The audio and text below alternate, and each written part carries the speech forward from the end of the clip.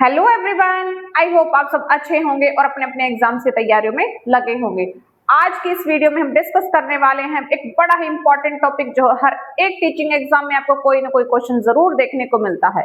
और आज का हमारा टॉपिक रहने वाला है the human I and the wonderful world.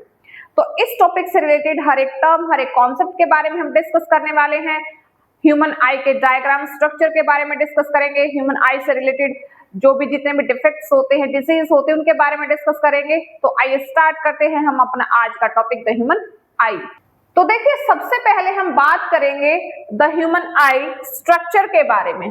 आपको क्या क्वेश्चन पूछा जा सकता है, स्टार्टिंग में ही आपको दिया जा सकता है ह्यूमन आई का स्ट्रक्चर। और अब देखिए, डायग्राम तो आपको बनाने के लिए नहीं बोला जाएगा, अब आपको स्ट्रक्चर देके उसके 2 या 3 नेम्स आपसे पूछे जा सकते हैं, उसकी लेबलिंग आपसे पूछी जा सकती है। तो सबसे पहले तो हमें ह्यूमन आई का डायग्राम पता होना चाहिए। तो जो हमारा ह्यूमन आई का डायग्राम होता है, कुछ इस टाइप से बुक्स में हमें दिया होता है, जिसके कुछ इंपॉर्टेंट पॉइंट्स यहाँ पे दिए गए हैं। अब देखिए, इस डायग्राम को करने से पहले हम जो आई हमारी नॉर्मली होती है उसके बारे में हम देख लेते हैं। तो ये हमारी ह्यूमन आई होती है, जिसमें कई सारे पार्ट्स को यहाँ पे अलग अलग दिखाया गया है ताकि आसानी से उसको समझा जा सके। तो जो सबसे पहले वाला पार्ट होता है उसको कॉर्निया बोला जाता है। उसके बाद जो आयरिस होता है, जो आई का ब्लैक पार्ट है आयरिस, और आयरिस के अंदर प्यूपिल यहाँ पे दिखाया गया है। देन आफ्टर लेंस है, लेंस को पकड़ने के लिए सिलेरी मसल्स होती हैं।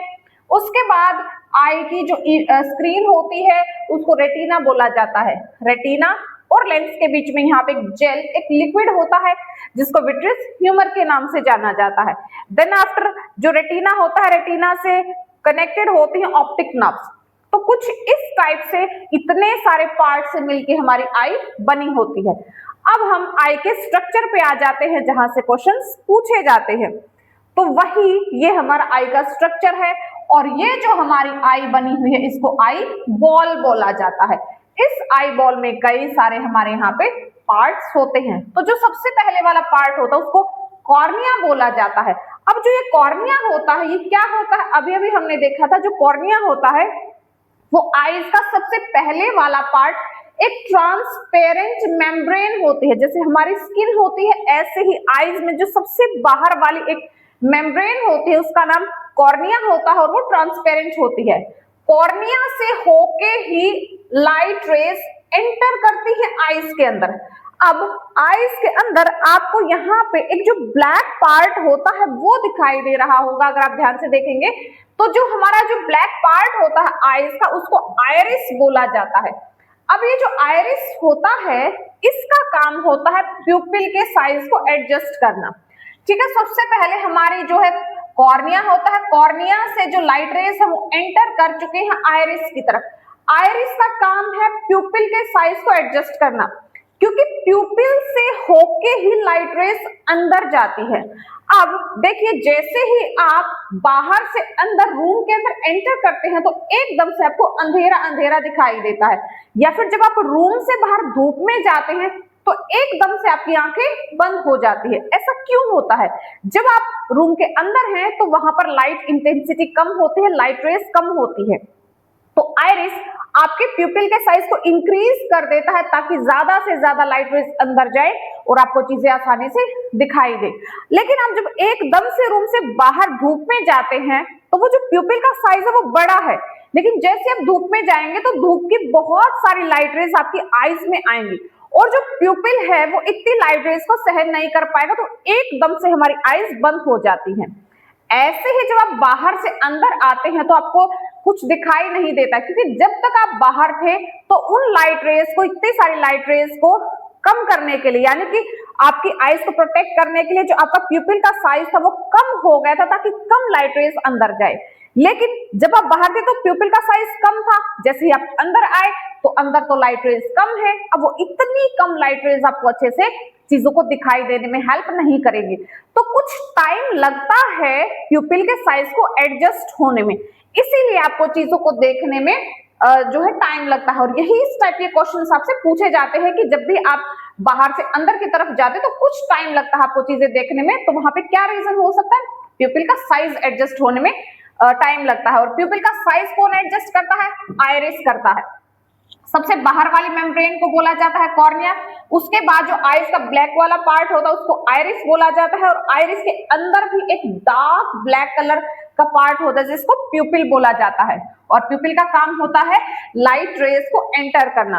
अब प्यूपिल के बाद जो लाइट रेज हैं वो जाती हैं हमारी आई लेंस के पास।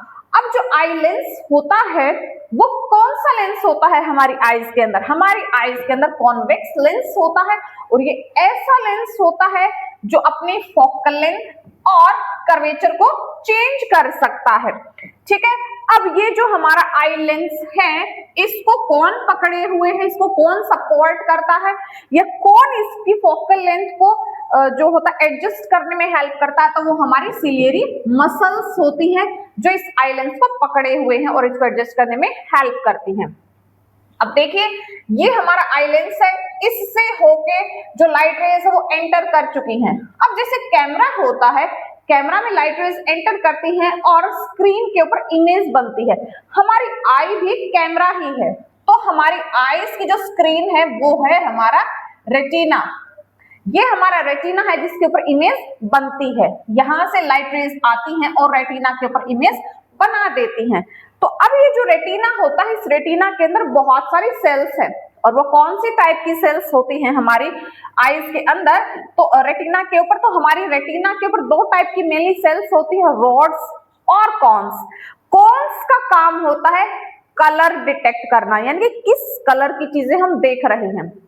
अब देखिए सी से कलर, सी से कॉन्स, कॉन्स कलर दिखाती हैं।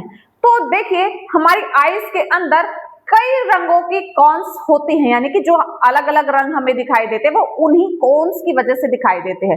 बाय चांस किसी व्यक्ति की आईज में अगर किसी टाइप की कॉन्स प्रेजेंट नहीं है तो उसको वो कलर दिखाई नहीं देता है, और उस केस में उस व्यक्ति को कलर ब्लाइंडनेस की बीमारी हो सकती है।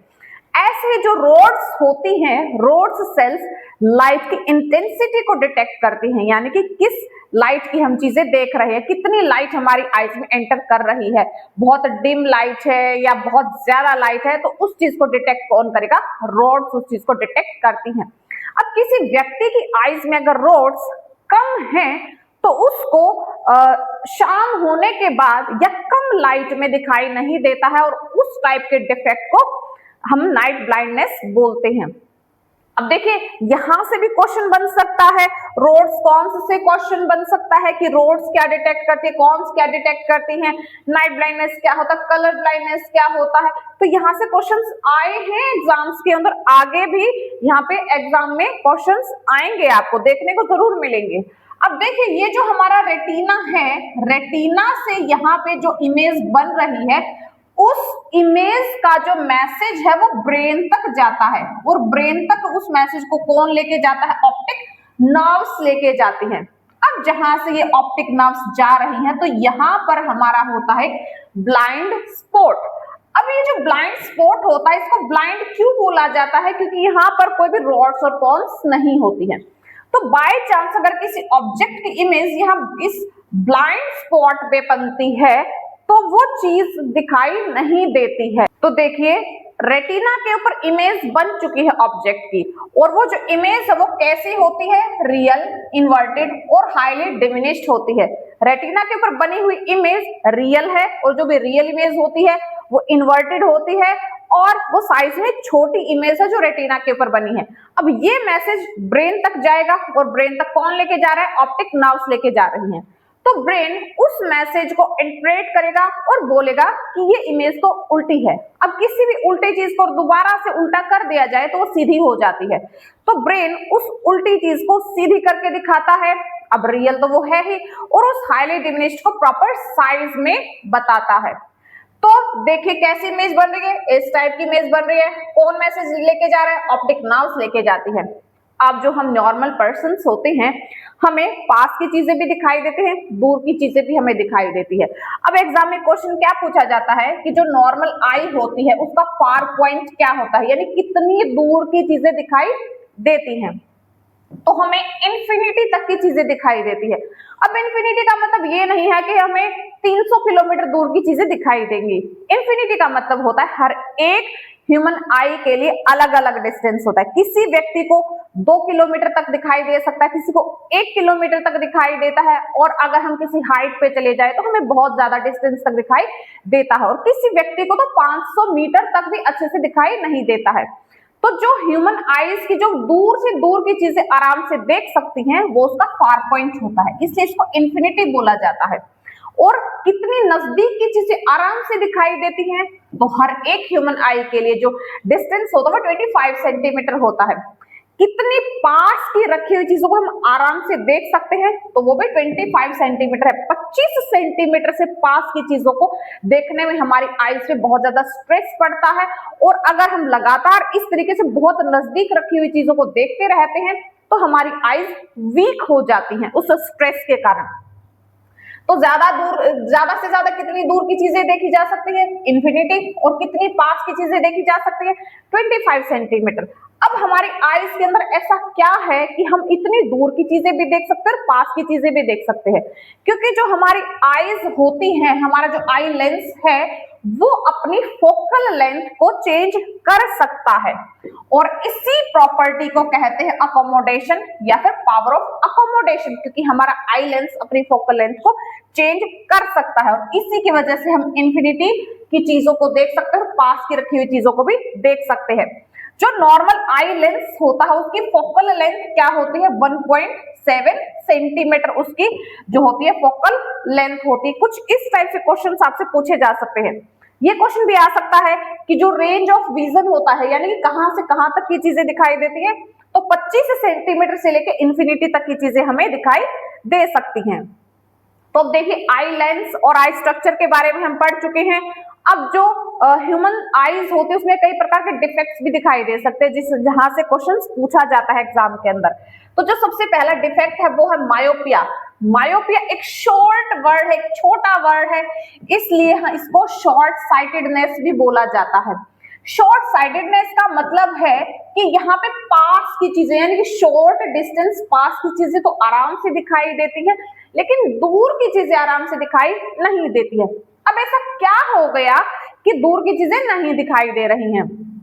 तो यहाँ पे क्या होता है कि जो हमारा फोकल लेंथ होती है, इसको हम थोड़ा सा डायग्राम के थ्रू देखने की कोशिश करते हैं। तो जो मायोपिया के अंदर क्या होता है, जो नॉर्मल आईज होते हैं उसमें तो जो होता है दूर की चीजें आराम से दिखाई देती हैं, लेकिन क्या है कि जो दूर की चीजें हैं मायोपिक आई के लिए, उनकी जो इमेज होती है वो रेटिना से पहले ही बन जाती है। अब इसके पीछे दो कारण हो सकते हैं, या तो आईज की जो फोकल लेंथ है वो डिक्रीज हो गई है, यानी कि जो नॉर्मल आईज थी उनकी तो फोकल लेंथ ये थी और इमेज प्रॉपर रेटिना पे बन रही थी, लेकिन अगर आईज की जो फोकल लेंथ है वो कम हो जाए तो इमेज यहाँ पे बन सकती है, या फिर ये जो आई बॉल होती है यही इंक्रीज हो जाए तो भी इमेज रेटिना से पहले बनने लगती है। तो इस केस में क्या होता है, इस केस में इस डिफेक्ट को ठीक करने के लिए हम एक डाइवर्जिंग लेंस, एक कॉनकेव लेंस लगा देते हैं, जिसकी वजह से जो आने वाली लाइट रेज हैं वो पहले तो डाइवर्ज हो जाती हैं, और वो जो डाइवर्ज हुई लाइट रेज हैं वो फिर प्रॉपरली रेटिना के ऊपर फोकस हो जाती है और इमेज बना देती है। इस तरीके से जो वो व्यक्ति है वो प्रॉपरली अपनी जो ऑब्जेक्ट है उसको देख पाता है। तो मायोपिया क्यों होता है और उसको कैसे ठीक किया जा सकता है, इसके बारे में हमने डिस्कस कर लिया है कि फोकल लेंथ डिक्रीज हो जाती है, आई बॉल इंक्रीज हो जाती है और रेटिना से पहले इमेज बन जाती है। इसको ठीक करने के लिए कॉनकेव लेंस यूज किया जाता है। नेक्स्ट डिफेक्ट होता है हाइपरमेट्रोपिया। हाइपरमेट्रोपिया एक लॉन्ग वर्ड है, इसलिए हाइपरमेट्रोपिया को लॉन्ग साइटेडनेस बोला जाता है, यानी कि लंबे डिस्टेंस की चीजें तो आराम से दिखाई देती है, दूर की चीजें तो आराम से दिखाई देंगी, बट पास की चीजें अच्छे से दिखाई नहीं देती हैं। अब इसके पीछे रीजन क्या हो सकता है? इसके पीछे रीजन ये होता है कि वैसे तो ये जो मेनली है ये इसको हम बोलते हैं बढ़ती एज के साथ ये डिफेक्ट देखने को मिलता है। क्यों? क्योंकि जो सिलियरी मसल्स होती हैं वो प्रॉपरली आई लेंस को फोकस नहीं कर पाती हैं।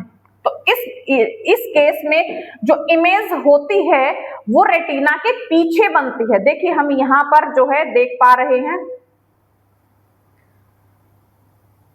ये हमारी हाइपरमेट्रोपिक आई है। इसके अंदर आपको दिखाई दे रहा है कि जो नॉर्मल आईज हैं उसमें पास की रखी हुई चीजें आराम से दिखाई दे रही हैं।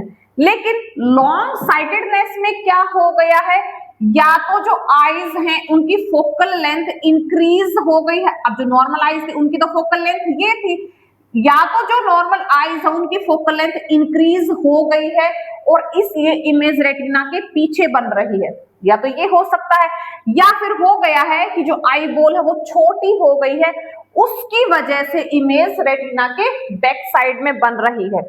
अब इस डिफेक्ट को ठीक करने के लिए अब ये जो लाइट रेज हैं इनको यहाँ पे फोकस ना करके हमें यहाँ पे फोकस करना है। तो अगर हम यहाँ पर एक कन्वर्जिंग लेंस लगा दें, यानी कि कॉन्वेक्स लेंस लगा दें, तो हमारा ये डिफेक्ट ठीक हो सकता है।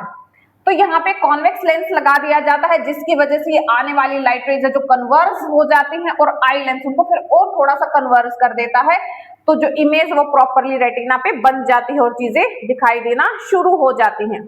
तो लॉन्ग साइटेडनेस क्यों हुआ? लॉन्ग साइटेडनेस इसलिए हुआ क्योंकि जो आई बॉल है वो शॉर्ट हो गई थी और फोकल लेंथ इंक्रीज हो गई थी। उसको ठीक करने के लिए कौन सा लेंस लगा दिया? कॉन्वेक्स लेंस लगा दिया है। नेक्स्ट डिफेक्ट जो एग्जाम में पूछा जा सकता है और वो होता है प्रेस बायोपिया। प्रेस बायोपिया को ओल्ड एज लॉन्ग साइटेडनेस भी बोला जाता है। और ये क्यों होता है? क्योंकि जो सिलियरी मसल्स होते हैं वो वीक हो जाती हैं और कॉन्वेक्स लेंस को इसको ठीक करने के लिए यूज किया जाता है। तो मायोपिया में कौन सा लेंस यूज हुआ? कॉनकेव लेंस यूज हुआ। प्रेस बायोपिया और हाइपरमेट्रोपिया में कॉन्वेक्स लेंस यूज होता है। नेक्स्ट देखते हैं हमें कौन सा डिफेक्ट देखने को मिलता है। तो नेक्स्ट हमारे पास है कैटरेक्ट। कैटरेक्ट एक ऐसी डिफेक्ट होता है, डिजीज होती है जिसके अंदर जो हमारा लेंस होता है, जो क्रिस्टलाइन हमारा लेंस है आईज के अंदर, वो मिल्की या फिर क्लाउडी हो जाता है। कई बार किसी आईज में आप जब देखते हो तो एज के साथ उसकी जो लेंस होता है वो हल्का सा धुंधला या सफेद दिखाई देने लग जाता है, जिसकी वजह से कैटरेक्ट नाम का जो डिफेक्ट होता है वो हो जाता है। ये बुढ़ापे में होता है, जिसकी वजह से कम या बिल्कुल ही दिखाई देना बंद हो जाता है। अब इसको ठीक करने के लिए कैटरेक्ट सर्जरी यानी कि ऑपरेशन करवाना पड़ता है। Next defect astigmatism. इस डिजीज के अंदर जो होता है धुंधली चीजें दिखाई देने लग जाती है। इसका रीजन क्या है कि जो कॉर्निया होता है, अभी अभी हमने कॉर्निया देखा तो जो कि स्फेरिकल शेप में था, अगर वो कॉर्निया अपनी शेप को चेंज कर दे या उसकी शेप चेंज हो जाए किसी भी वजह से, तो जो चीजें हैं वो धुंधली दिखाई देने लग जाती है, क्योंकि जो लाइट रेज है वो प्रॉपर्ली आईज में एंटर नहीं कर पाती और रेटिना पे फोकस नहीं हो पाती, जिसकी वजह से धुंधली इमेज दिखाई देती है। अब इसको ठीक करने के लिए क्या किया जाता है? या तो प्रॉपर चश्मे लगाने पड़ते हैं, कॉन्टेक्ट लेंसेज पहनने पड़ते हैं, या फिर सर्जरी करवानी पड़ती है। अब यहाँ पे कौन से कॉन्टेक्ट लेंसेज लगाने पड़ते हैं? तो टॉरिक नाम कॉन्टेक्ट लेंसेज को यूज किया जाता है इस एस्टिग्मेटिज्म को ठीक करने के लिए। अब ये तो बात थी आईज के डिफेक्ट के बारे में। अब बहुत सारे लोग ऐसे होते हैं जिन्हें बाय बर्थ दिखाई नहीं देता है, या फिर किसी एक्सीडेंट की वजह से वो अपनी आईज को जो होता है लूज कर देते हैं और उन्हें दिखाई नहीं देता है। तो ऐसे व्यक्तियों के लिए पढ़ने लिखने के लिए एक अलग टाइप की जो है सिस्टम क्रिएट किया गया है, जिसको ब्रेल सिस्टम के नाम से जाना जाता है, ब्रेल लिपि के नाम से जाना जाता है। अब हम तो नॉर्मली अपनी बुक्स पढ़ते हैं, तो उन व्यक्तियों के लिए जो अपनी आईज को खो चुके होते हैं उनके लिए स्पेशल बुक्स बनाई जाती हैं, जिसमें वर्ड्स को थोड़ा सा उभार के वहां पे बनाया जाता है। उसी को ब्रेल सिस्टम के नाम से जाना जाता है। इसमें किसी भी वर्ड को डॉट्स की हेल्प से वहां पे बनाया जाता है और उन व्यक्तियों को पढ़ना या लिखना सिखाया जाता है। तो जो विजुअली चैलेंज लोग होते हैं उनके लिए क्या डेवलप किया गया है? Braille system. आई से रिलेटेड हमारे एग्जाम में पूछी जाती हैं। अब इस चैप्टर से रिलेटेड नेक्स्ट टॉपिक्स के बारे में हम नेक्स्ट वीडियो में डिस्कस करेंगे।